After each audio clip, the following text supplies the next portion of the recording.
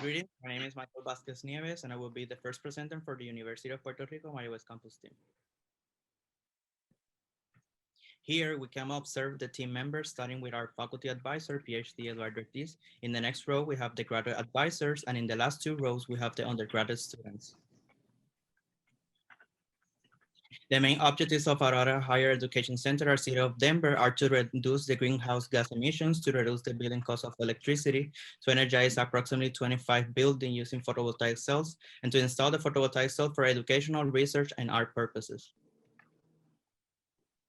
So as a team, we design and implement a renewable energy source, such as the photovoltaic system. We design an energy storage system to energize critical loads and propose an economically viable solution. Now I will begin to present the PV system design and operation, and it should be mentioned that Aurora Solar software was used to simulate all of the PV systems. Before we present the PV system, it is important to say that all of our design comply with the International Building Code, the National Electrical Code, and International Fire Code. In general, the specification for the photovoltaic system design were a row spacing of 12 inches, a maximum panels in series of 17, a minimum solar access of 95%, and a minimum TSRF of 80%.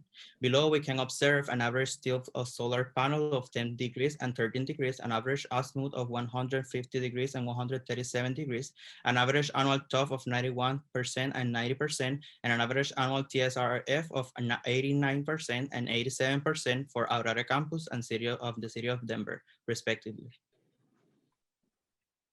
The photovoltaic system design consists of the connection between the solar panels arrays, the DC disconnect, the inverter, the AC disconnect switch, and finally the electrical panel of the building, which in turn is connected to the load and to the utility. And it should be mentioned that a fixed mountain system was selected. Now I'm going to present the previous system design for the city of Denver.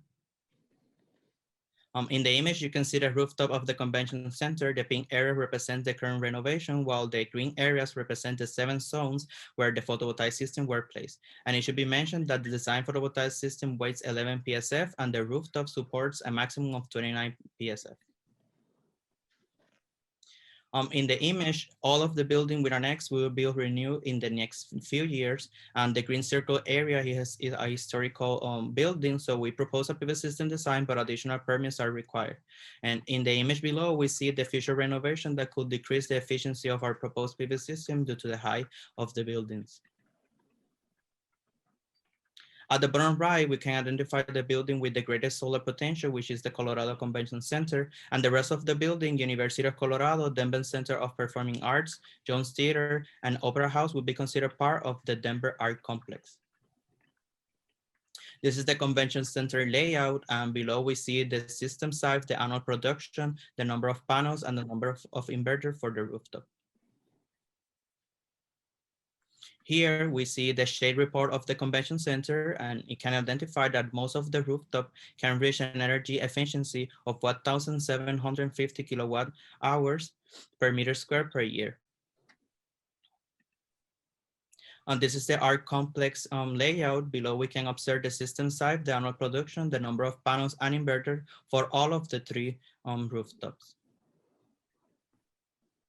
This is the image that shows the shade report of all of the proposed PV system for the city of Denver. And here we have the table that shows the total system size, annual production, number of panels, and number of inverter for both the convention center and the Denver Art Complex. Hi, my name is Alanis, and I'm going to be presenting the Auraria Higher Education Center part. For the Auraria campus, we did a viability study to select the best buildings for us to design the PV systems. The parameters used were the cost per kilowatt hour, the energy offset, and the non-future renovations, where the top 4 buildings with the best viability were Cherry Creek, Boulder Creek, PEM Center, and the Science Building. For the campus, the main restriction was the minimum daytime load, which was calculated by the Open DSS team. As seen in the table, this value is for intervals of 15 minutes, is about 1,500 kilowatts hour, for which we allow a maximum production of 25% more of that value, that it is about 1,879 kilowatts hour. For the design PV system, max production for 1 hour intervals was the approximate 1,792 kilowatts hour, which complies with the restriction. Here in the slide is a summary of all the designs done in the campus, where we can see that a total system of about 2,000 kilowatts and an annual production of approximately 2.7 million kilowatts hour, among many other details. Here we have the general layout for the area education center with all the designs done in this area, where we can see that we have the first selected buildings and a section of the Holy parking lot in the campus. In this slide, we have the building Cherry Creek with a PV array size of 512 kilowatts and has 53% of energy offset. Here is the Boulder Creek design with a size of 390 kilowatts and energy offset 22%. Now we have the PE Event Center with a size of 512 kilowatts and energy offset 52%. The Holy parking lot with a size of 260 kilowatts. For this design, we use the SunPower Helix carport template as a template in terms of dimensions, since the solar panels are from the same company. In the circular array, we recommend that a charging station for electric vehicles is installed and connected to the array to charge the electric vehicles, since this area is already designated for low carbon emission vehicles. Now we have the science building with a size of approximately 360 kilowatts and an energy of 7%. In this particular building, we were given the challenge of adding an energy storage system that could support a critical load of 30% of its consumption in case of an emergency. And now I'm going to discuss the energy storage solution we did for the science building. In this slide, at the right bottom of the image, we have the suggested location for the energy storage system for the science building, where the structure circulated on blue is a battery and the other structure is a power station. In this slide, we have the science building PV system and energy storage solution, where first we have the PV array connected to the inverters. The inverters are then connected to the charge controller, which the battery system is also connected. This battery system is composed of a battery of 1.92 megawatts that is connected to the MV power station, which includes a bidirectional inverter charger and a transformer. The charge controller is then connected to the electrical panel which utility, and the electric load is connected to the building. In this part, the reapplied tool was used to do a resilience analysis that included the PV system design and a battery system able to survive a 24-hour outage, which was the worst-case scenario for an average according to Excel Energy. The recommendations given by REOP were a battery 1.8 megawatt power capacity with a battery power of 113 kilowatts. Now we have a few suggestions to implement in the campus for them to meet their sustainability goals. For our suggestions on the campus, first we have ABB's electric vehicle chargers, which we recommend are installed and connected to the array in the Holy parking lot. And last, we recommend the solar zone charging stations, which have several charging methods for electronic devices for students and faculty to use. Both suggestions help the campus make a statement and educate students at the same time. And now I'll leave you with Angel and the impact analysis. Hello, I'll be describing the system impact analysis using OpenDSS. These are the locations of the distribution of the transformers within Auraria campus. The blue ones are where the design PV systems are connected to. Each building that has a PV system will have it connected to its transformer. Each PV system was connected using the voltage on the lower side of the distribution transformer. The King building holds the parking PV system connection. Next slide. This graph represents the energy production throughout the year for the PV system connected to the science building. Notice how in the highest amount of energy production happens on the months of the summer. This gives the team a point of interest because at this time, the energy production is at its highest while the consumption is low because of the majority of personnel not being on campus. Next slide. In the first graph, we have the probability of the added battery for surviving an outage given the time duration of that outage. The below graph shows the system's behavior when there is a worst case scenario outage of 24 hours on the summertime. Notice how even after 58 hours outage, the battery still has more than 75% chance to cover all the critical loads in the science building. REOP also provided the battery load shape curve that was used in the OpenDSS code.